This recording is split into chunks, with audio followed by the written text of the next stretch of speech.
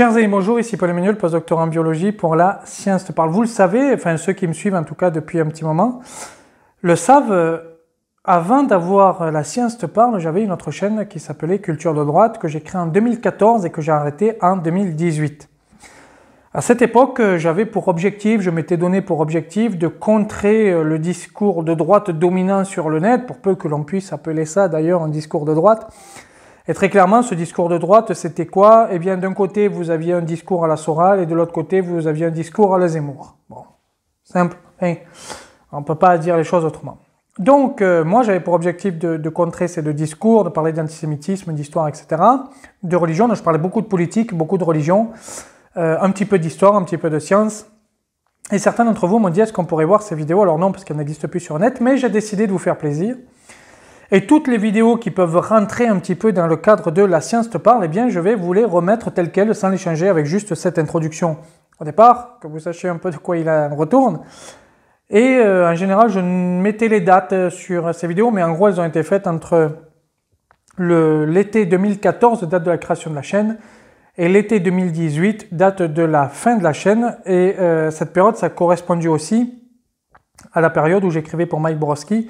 Et les écrits que j'avais pour Mike Borowski reprenaient un petit peu souvent ce que je disais en vidéo. Donc, comme je vous disais, c'était un peu d'histoire, de politique, de religion, etc. Voilà. Donc, alors, je n'ai jamais été pris en défaut de fake news, sauf une fois, enfin, je le dis, voilà, comme ça vous le savez. C'était sur l'affaire de Ilan, ce jeune garçon qui avait été retrouvé mort sur les plages turques. Et où moi j'avais lu sur Le Point que son père était passeur. Donc, j'avais repris cette information. J'avais développé un peu l'histoire des passeurs, c'est-à-dire j'avais expliqué un peu ce que c'était, etc. Bon, sachant que moi je connais beaucoup de gens qui travaillent pour SOS Méditerranée. Je suis né au bord de la Méditerranée, donc laisser crever des gens dans nos mers, c'est pas non plus ce qui nous fait le plus kiffer, il faut dire la vérité tout de même. Même si on est de droite, je sais que beaucoup de gens parlent en l'air, l'immigration, mais enfin laisser crever quelqu'un en Méditerranée, pour nous c'est non, c'est Mare Nostrum, vous voyez. Donc on laisse pas crever des gens chez nous. Et donc j'avais parlé des passeurs, parce que les passeurs c'est quand même très problématique de l'immigration.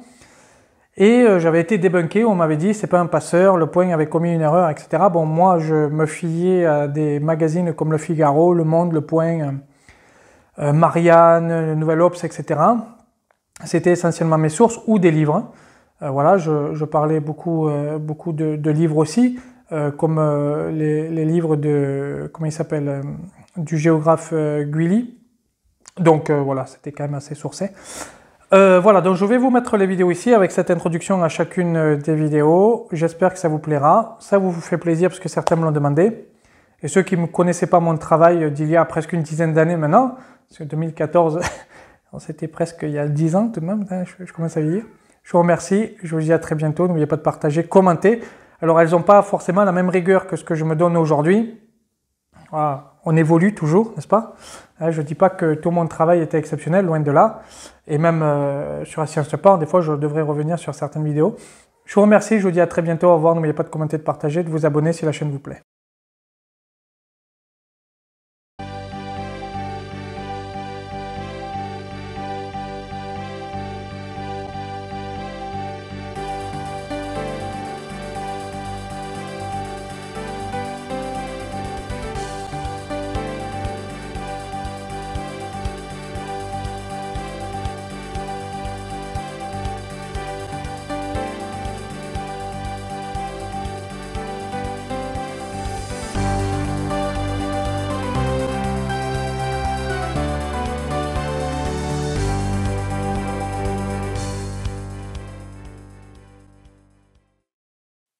Mes amis, bonjour. Aujourd'hui, nous allons parler de l'histoire de la langue française. Cette histoire étant assez longue, j'ai décidé de la diviser en deux parties. Dans la première partie, celle-ci, nous allons voir l'histoire de la langue française entre les Gaulois et la Renaissance carolingienne. Avant de commencer à étudier l'histoire de notre si belle langue, je vous propose de jeter un rapide coup d'œil sur son évolution. Je me base ici sur les études d'un de nos plus grands linguistes, Ferdinand Bruno, qui au début du siècle dernier publia l'histoire de notre langue en 7 tomes. Le premier document officiel écrit en langue française est nommé les Sermons de Strasbourg, serment signé entre deux des petits-fils de Charlemagne. Pour un Français de ce début du XXIe siècle, ce texte de 842 est incompréhensible. Il est plus proche du latin que du français moderne. On constate que la ponctuation est quasiment inexistante et qu'il n'y a pas de pronom personnel. Dans la traduction en français du XIIe siècle, on reconnaît quelques mots, mais il est très difficile d'en saisir le sens. Le sens est plus aisément compréhensible de la traduction en français du XVe siècle. Ces différentes difficultés de compréhension du français d'autrefois est une preuve d'une longue évolution. Ce qui illustre également l'évolution du français est son appartenance à la famille des langues italiques de la grande famille des langues indo-européennes. Alors que le gaulois appartient à la famille des langues celtiques, famille dont est également membre le breton, langue régionale encore vivante en France, le français appartient à la famille des langues latin-falisques de la famille des langues italiques. Nos ancêtres les Gaulois. Lorsque les Gaulois, autrement nommés les Celtes, entrent en Gaule entre -700 et -500, des peuples y sont déjà installés, comme les Ligures, les Ibères et les Aquitans. Cependant, ces peuples vont abandonner leur langue pour celle des envahisseurs. Du gaulois, nous ne connaissons pas grand-chose. En effet, les druides gardiens de la religion laissent peu de traces écrites, car ils refusent de transmettre leurs connaissances par écrit. Il n'existe donc que peu de lieux où l'on trouve des traces d'écriture gauloise. Alors, pour tenter de percer les secrets du gaulois, les linguistes se basent sur le breton qui est la dernière langue celtique encore, à minima, parlée en France. Toutefois, suite aux diverses migrations et invasions, le breton parlé aujourd'hui n'est nullement un descendant direct du gaulois. Lorsque les Romains conquièrent la Gaule au 1er siècle avant le Christ, ils imposent le latin aux Gaulois. C'est la romanisation. Le latin est d'abord appris par la noblesse gauloise car le droit d'accession des Gaulois aux magistratures impériales les ont incités très tôt à envoyer leurs enfants dans les écoles romaines. Ainsi, en 21, l'empereur Tacite rend compte que les fils des plus grands personnages de la Gaule fréquentaient déjà l'école romaine d'Autun. Cependant, au-delà des nobles, le latin va se diffuser via les marchands qui doivent commercer avec les autres régions de l'Empire. Mais la romanisation fut longue. Alors que l'Empire arrive en Gaule un siècle avant le Christ, ce n'est que vers le IVe siècle que le gaulois semble être entièrement abandonné. Dans le français d'aujourd'hui, que nous reste-t-il du gaulois? Seulement 71 mots, surtout dans le domaine agraire. Mais les vestiges les plus vivants du gaulois se retrouvent dans le nom de certaines villes. Il y a 4 types de suffixes pour dénommer 4 types de villes existantes à l'époque. Nous noterons cependant que de très nombreuses villes en France ont abandonné leur nom gaulois pour prendre le nom d'un peuple gaulois. Par exemple Paris qui ne se nomme plus Lutétia mais Paris, mot provenant du peuple parisis. Le temps des barbares. Alors que les Gaulois ont dans leur grande majorité adopté le latin, l'Empire romain d'Occident s'effondre en 476. On doit ici noter, comme le fait remarquer l'historien américain Patrick Jerry, que le latin parlé dans les différentes régions de l'Empire, éloigné parfois de plusieurs milliers de kilomètres, n'était sans doute pas exactement le même. L'était-il en tous les lieux de la Gaule? Probablement non, car comme le précise Jules César dans la guerre des Gaules, une centaine de tribus celtiques peuplaient le territoire, chacun ayant apporté son vocabulaire et son accent au latin. Quoi qu'il en soit, pour diverses raisons que nous évoquerons dans une vidéo future, l'Empire s'effondre. Plusieurs tribus barbares, dont certaines étaient alliées de Rome, notamment les Francs, s'installent en Gaule. Les 3 tribus barbares qui entrent en ligne de compte pour l'histoire générale de la langue aux alentours du 5e siècle sont les populations germaniques, les Francs, les Burgondes et les Visigoths. Pour comprendre l'influence linguistique de ces populations germaniques, il faut se souvenir qu'à -58, lorsque Jules César envahit la Gaule, les Romains étaient déjà installés au sud de la Gaule depuis une soixantaine d'années. Ils avaient fondé une province, la Narbonnaise, où la romanisation a été plus rapide et plus profonde que dans le reste de la Gaule. Cette région subira moins que les autres l'influence linguistique germanique. Cela explique que les dialectes provençaux sont restés très proches du latin. Il faut également avoir en mémoire que bien avant les invasions du 5e siècle, les Francs avaient déjà été constamment présents sur le sol gaulois. Ils sont très vite enrôlés comme mercenaires dans l'armée romaine. Ils sont en effet les ennemis naturels des barbares germaniques d'outre-Rhin. Après la fuite de nombreux propriétaires terriens au second siècle, dû au fait du sentiment général d'insécurité, les Francs occupent également Rome, leur ayant donné le droit de le faire, ces terrains abandonnés. Ainsi, lors de la chute de l'Empire, il y a déjà près de 3 siècles que les Francs sont présents en Gaule. Au 5e siècle, leur zone d'influence exerce, exception faite de la Bretagne, surtout que la partie nord de la France actuelle. Au 6e siècle, le roi franc Clovis étendra la domination des Francs sur le territoire des Visigoths, après la bataille de Vouillé en 507. Sur le plan linguistique, cette occupation du territoire par des populations d'origines diverses est en partie responsable des grandes divisions dialectales qui partagent, encore aujourd'hui au niveau des langues régionales, notre territoire. Dialecte d'Oïl au nord, dialecte d'Oc au sud, dialecte franco-provençal au centre-est, dialecte toscan en Corse. Cette différenciation dialectale était probablement accomplie à la fin des invasions, soit au VIe siècle. Finalement, le superstrat germanique aura laissé à la langue française 400 mots, et ce dans tous les domaines. Mais il y a aussi une influence considérable sur la prononciation. C'est à cette époque qu'apparaît le H aspiré qui n'est en réalité ni un H ni une consonne aspirée, mais une véritable consonne fortement exprimée, comme dans le mot hair en anglais ou Hund en allemand. Mais c'est sur les voyelles que l'effet de la prononciation est le plus visible. En effet, l'accent tonique allemand n'ayant pas été repris par les gallo-romains, certaines voyelles se sont littéralement évanouies. Enfin, les Germains ont laissé des traces dans la toponymie de certaines villes. La place de l'adjectif étant différent en latin et en germanique, il est possible de constater que dans la partie française où la domination franque fut la plus longue, des traces germaniques dans le nom des villes. Par exemple, toutes les villes à Neuville, Neuvelle, Neuveville. Opposé à Villeneuve dans la partie sud où la romanisation fut plus durable. La diffusion par les chrétiens. Les Gallo-Romains se convertissent rapidement au christianisme puisque la première communauté chrétienne est signalée à Lyon dès la fin du second siècle. Au IIIe siècle, de nombreuses autres communautés chrétiennes sont attestées à Autun, Dijon, Langres et Besançon. Mais c'est au IVe siècle que la nouvelle religion se répand plus largement. D'abord dans les villes, puis dans les campagnes. Afin d'accélérer l'évangélisation, Saint Martin de Tours décide de christianiser les fêtes populaires et les anciens lieux de culte. Ainsi, l'Église a pu maintenir les populations dans leur lieu de résidence et garder les anciennes divisions administratives. Par exemple, les diocèses se sont installés dans les cadres même des cités romaines. Les grands seigneurs convertis respectent l'Église et lui lèguent de nombreux biens. Devenue riche et puissante, l'Église du IVe siècle va prendre en charge l'instruction des plus jeunes et plus tard celle des jeunes adultes via l'université.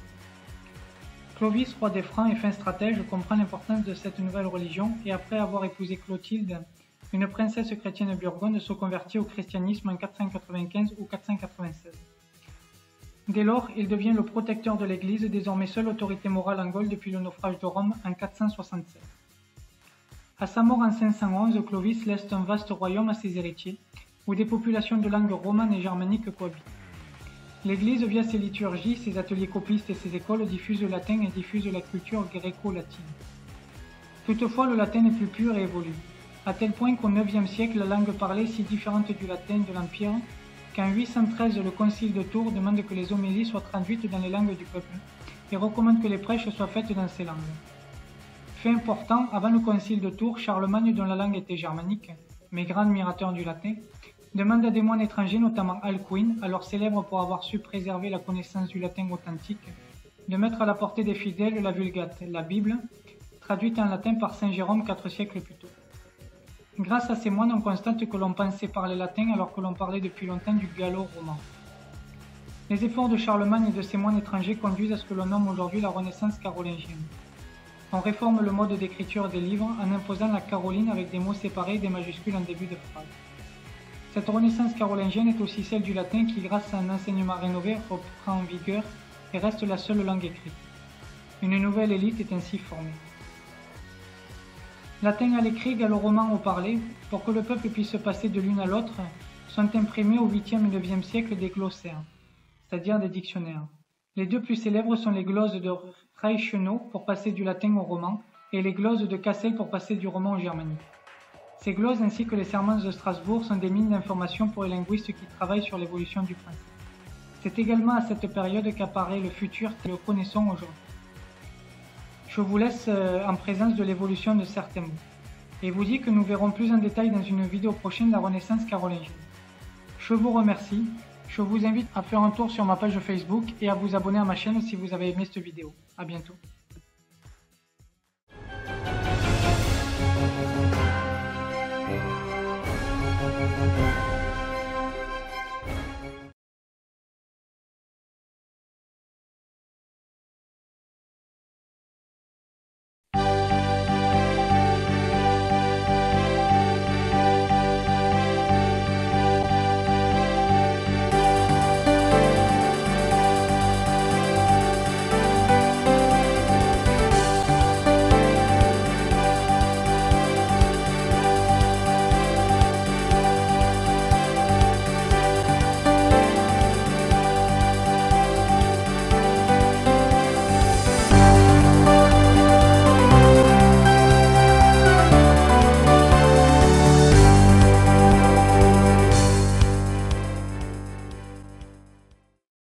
Mes amis, bonjour. Je suis ravi de vous retrouver pour une nouvelle vidéo sur l'histoire de la France. Dans la première vidéo sur l'histoire de notre langue, nous nous sommes arrêtés à la Renaissance carolingienne. Nous avons vu que l'empereur Charlemagne, s'appuyant sur l'Église et ses moines copistes, a, dans une certaine mesure, latinisé le gallo-romain. Bien que plus d'un millénaire plus tard, cette intrusion du pouvoir dans l'histoire de la langue puisse nous paraître anecdotique, elle marque en réalité le commencement de la volonté du bon usage. Cette volonté d'infléchir l'histoire naturelle et linéaire du français se répandra, se poursuivra au cours des siècles et conduira à la création de l'Académie française et à la formation du Conseil supérieur de la langue française. Elle aura aussi pour effet de contraindre les formes du français, qui sont plus rigides que les formes anglaises ou allemandes par exemple. Enfin, la latinisation du gallo-roman, opérée par Charlemagne, est toujours d'actualité puisque, encore aujourd'hui, nous latinisons les mots nouveaux. Du commerce avec les Arabes. À la mort de Mahomet en 622, la conquête arabe continue et la civilisation islamique se répand à travers le Moyen-Orient, l'Europe et l'Afrique du Nord. Au 8e siècle, l'Empire arabe brille par son éclat culturel. Ils ont en effet repris l'héritage grec tombé dans l'oubli et son dynamisme commercial. Il devient vite un partenaire commercial de Venise, de Gênes et de la France. À cette époque, la langue française s'enrichit de mots arabes, surtout dans le domaine scientifique, notamment dans les domaines de la médecine, de l'alchimie, des mathématiques et de l'astronomie. De plus, jusqu'au XIVe siècle, la France sera en contact commercialement et militairement avec les Maures, ce peuple berbère qui a conquis l'Espagne. Ainsi, les contacts entre les langues françaises et arabes seront continus entre les 7e et les 14e siècles. Au final, 270 mots arabes entreront dans la langue française durant cette période. En voici quelques exemples. L'apport des Vikings. Au 9e siècle, les Vikings, venant de Scandinavie, font leur premier raid sur les côtes de la Manche et avec le temps poussent leur incursion à l'intérieur des terres, parfois jusqu'à Paris et même jusqu'en Bourgogne. Ce faisant, ils pillent les villages et le problème viking devient tellement urgent qu'en 911, le roi Charles le Simple finit par leur céder une partie du littoral de la Manche, qui deviendra le duché de Normandie. À partir de ce moment-là, outre le fait qu'ils ne vont plus piller le reste du royaume, ils s'intègrent à la population autochtone. Ces guerriers venus du froid et sans épouse vont épouser les autochtones et adopteront leur langue et leurs coutumes. Et ils le feront si bien qu'aucune trace de langue scandinave, aucun document écrit après 940 n'est retrouvé en France. Autrement dit, en 3 générations, les descendants des guerriers scandinaves ont complètement abandonné les coutumes et la langue de leur père en faveur de celle de leur mère normande. Grâce aux Normands, le français va traverser la Manche. En effet, Guillaume le Normand, dit le Conquérant, conquiert l'Angleterre en 1066. Devenu roi d'Angleterre, il partage le pays entre ses barons et le français devient la langue de l'aristocratie, de la cour royale, de la justice et de la religion. Le français restera la langue de la justice en Angleterre jusqu'en 1731.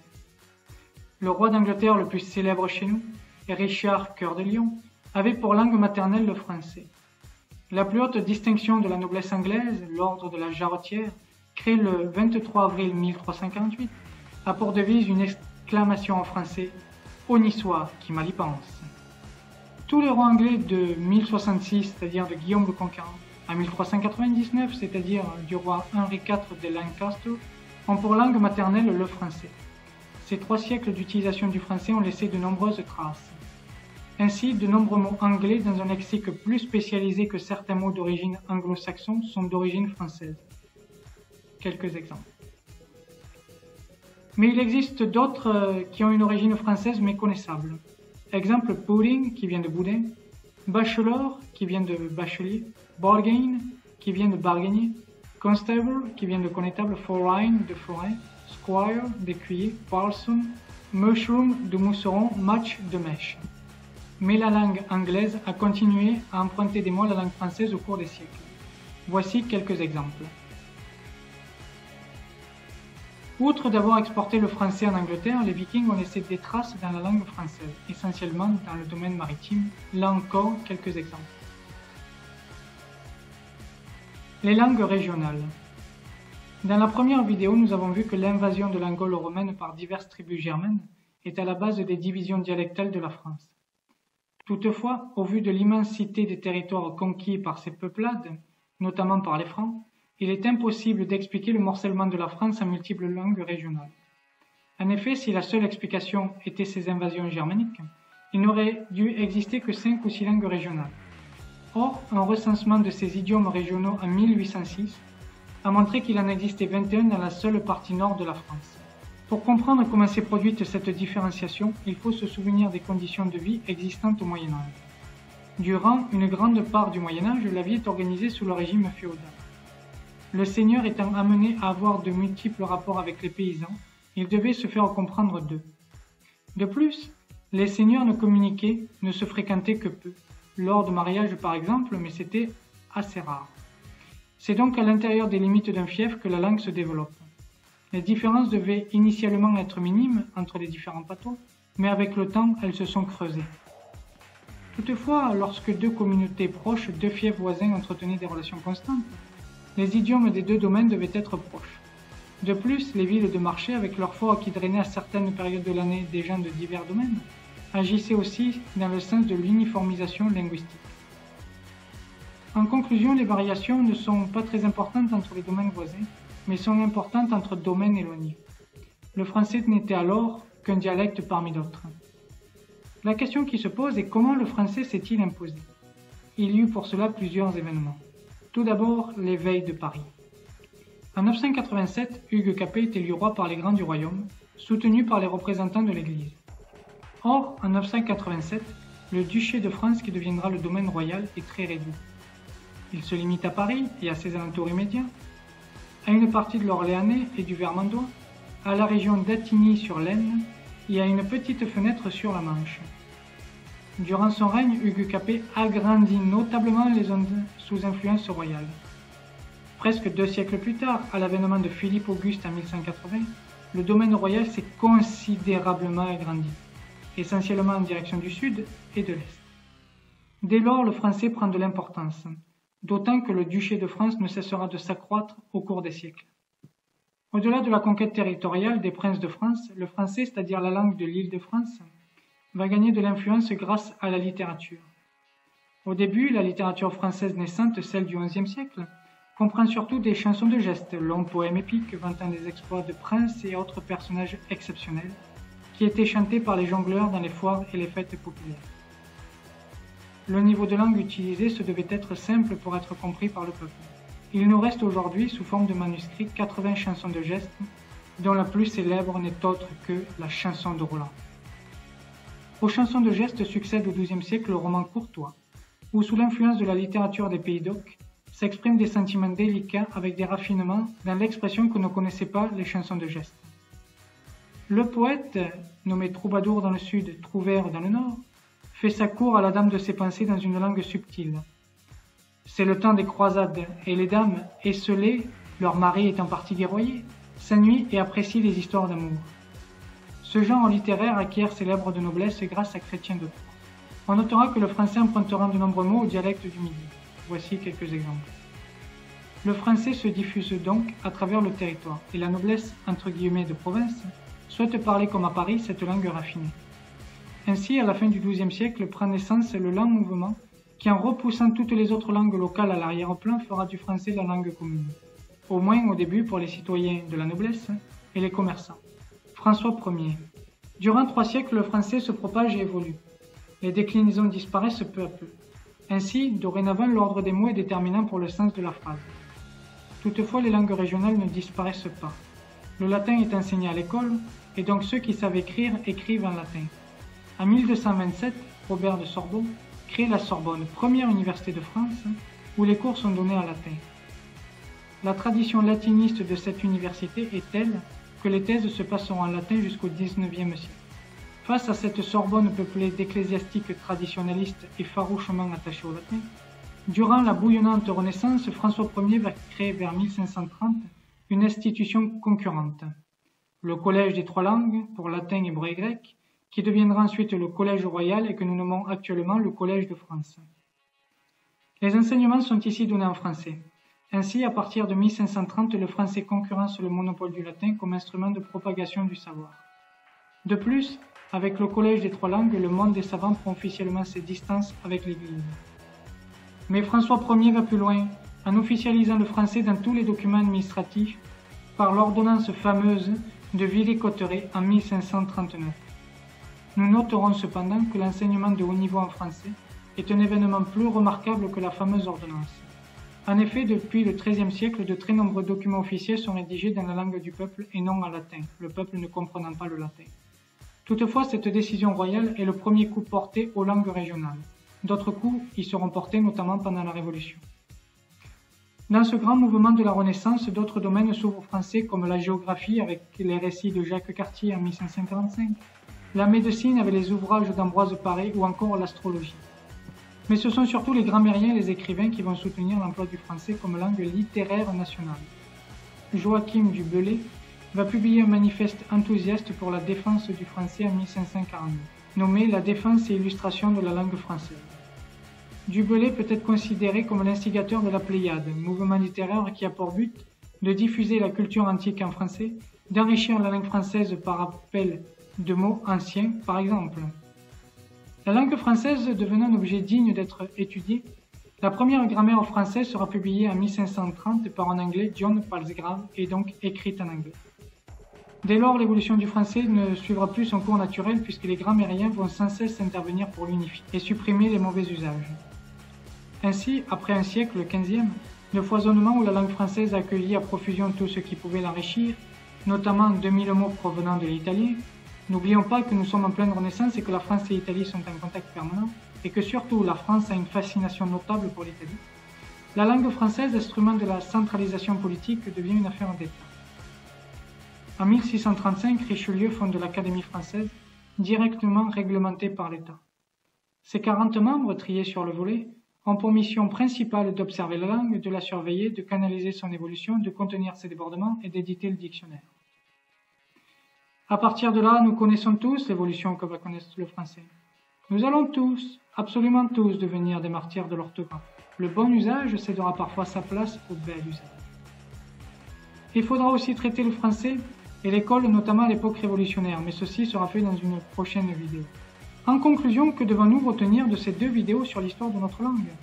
Le français nous conte l'histoire de notre pays, de nos ancêtres les Gaulois qui nous ont légué 71 mots, à l'Empire romain dont nous avons gardé un substrat latin, aux Germains avec 400 mots, aux Vikings devenus normands et à la conquête de l'Angleterre avec un apport de mots des deux côtés, du commerce avec les Arabes dont nous gardons 270 mots, des langues régionales, de la Renaissance qui a accueilli 2000 mots italiens, du temps des grammairiens et du bel usage, de la Révolution, j'en parlerai dans une vidéo future, avec l'apparition de mots nouveaux comme guillotine, on s'en serait douté, et enfin de l'ère moderne que nous connaissons avec beaucoup d'apports de mots anglais. Je vous remercie sincèrement. Si vous avez aimé cette vidéo, partagez-la car c'est pour moi le seul moyen de développer mon audience. Je vous invite également à mettre un pouce bleu dans les airs parce que j'en ai besoin et à me suivre sur Facebook. À bientôt.